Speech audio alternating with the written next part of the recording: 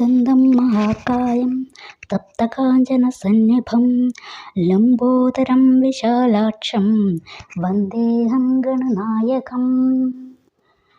बुद्धिं देहि यशो देहि कवित्वं देहि देहि मे मूढत्वं संहरा देवी त्राहि मां शरणागतम्।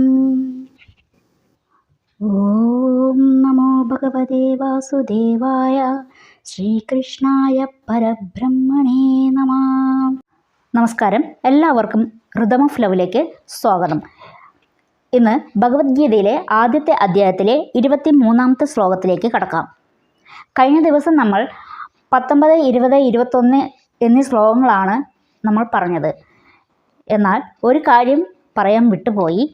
ചില ഗ്രന്ഥങ്ങളിൽ 21-ാമത്തെ ശ്ലോകത്തോടൊപ്പം തന്നെയാണ് 22-ാമത്തെ ശ്ലോകം ചേർത്തിരിക്കുന്നത്. കാരണം 22-ാമത്തെ ശ്ലോകം ഒരൊറ്റ വരി മാത്രമേ ഉള്ളൂ. കൈർമയാ സഹ യോദ്ധവ്യമസ്മിൻ രണസമുദ്യമേ എന്ന ഒരൊറ്റ വരി മാത്രമേ ഉള്ളൂ. ആ ശ്ലോകത്തിൻ്റെ അർത്ഥവും പദങ്ങളുടെ അർത്ഥവും എല്ലാം തന്നെ കഴിഞ്ഞ ക്ലാസ്സിൽ നമ്മൾ പറഞ്ഞിരുന്നു. അതുകൊണ്ട് ഇന്ന് 23-ാമത്തെ ശ്ലോകത്തിലേക്ക് കടക്കുകയാണ്. യോത്സ്യമാനാനവേക്ഷേഹം യഏതേ അത്ര സമാഗതാ ധാർത്തരാഷ്ട്രസ്യ ദുർബുദ്ധേർ യുദ്ധേ പ്രിയചികീർഷവാ.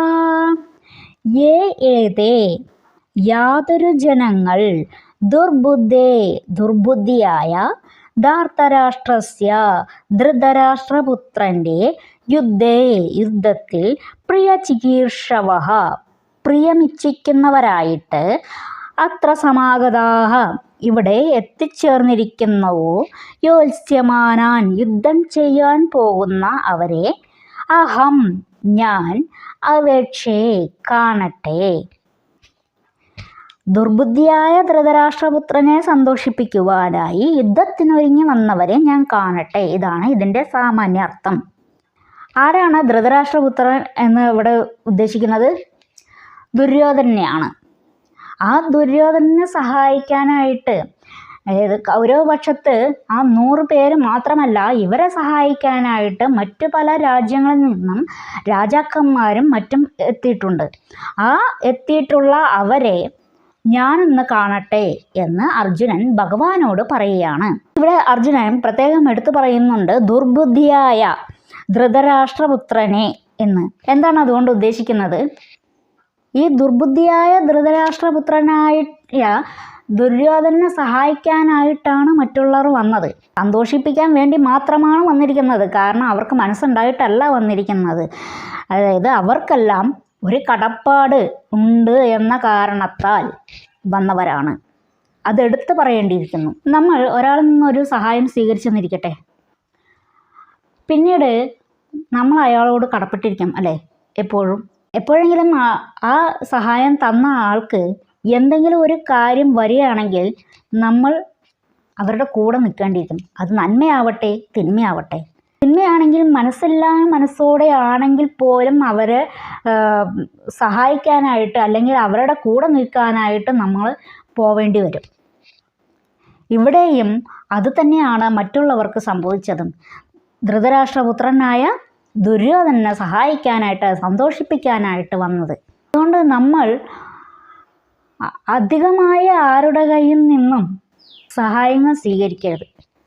കാരണം നമ്മൾ എപ്പോഴും അവർക്ക് കടപ്പെട്ടുകൊണ്ടിരിക്കണം. സഹായം സ്വീകരിക്കരുത് എന്ന് തീർത്ത് പറയാനാവില്ല. കാരണം നമ്മൾ മനുഷ്യർ സാമൂഹ്യ ജീവിയാണ്. പരസ്പരം സഹായമില്ലാതെ ഒരു മനുഷ്യനും ജീവിക്കാൻ ഈ ലോകത്ത് കഴിയില്ല.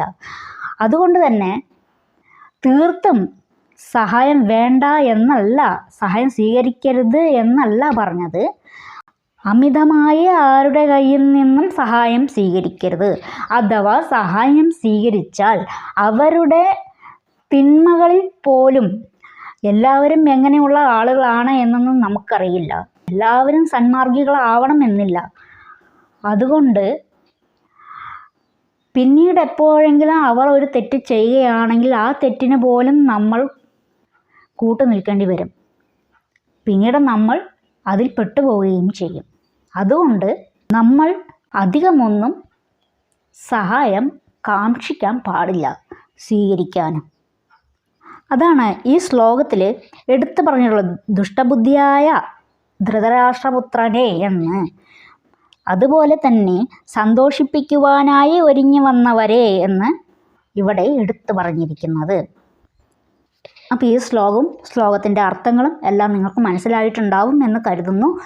അപ്പോൾ നമുക്ക് അടുത്ത ശ്ലോകം നമുക്ക് അടുത്ത ദിവസം നോക്കാം. നിങ്ങൾക്ക് ഈ വീഡിയോ ഇഷ്ടപ്പെട്ടു എന്നുണ്ടെങ്കിൽ മറ്റുള്ളവരിലേക്ക് ഷെയർ ചെയ്യുക, സബ്സ്ക്രൈബ് ചെയ്യുക, പിന്നെ ആ നോട്ടിഫിക്കേഷൻ ബെൽ ബട്ടൺ ഒന്ന് ക്ലിക്ക് ചെയ്യുക.